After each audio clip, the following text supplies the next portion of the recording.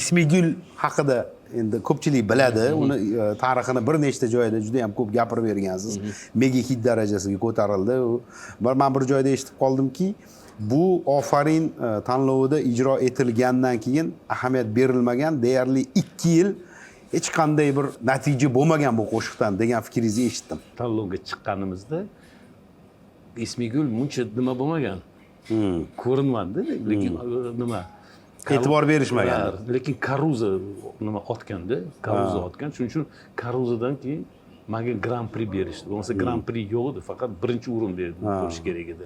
Menga endi o'zi bilaman yoqdi-da menga, lekin ko'plik tushunmadi bu qo'shiqni. Lekin men shu qo'shiqni qoldirmayman. Burxon bilan o'tirib, mana shu nimadan tanlov Ofaringa chiqishdan oldin Burxon bilan ishlab, klavishim bor edi, u paytda TS10. TS10 ni olib Burxonga berdim, dedim, aranjirovka qilamiz dedim. Shunday tushuntirib berdim, men shunaqa Ismigul boshlaysan dedim. Burxon o'tiradi, nima kim o'rtada o'ta truba chalardi-da. Men aytdim, bitta truba chalish kerak emas, bitta royal partiyani chalib bergin menga dedim.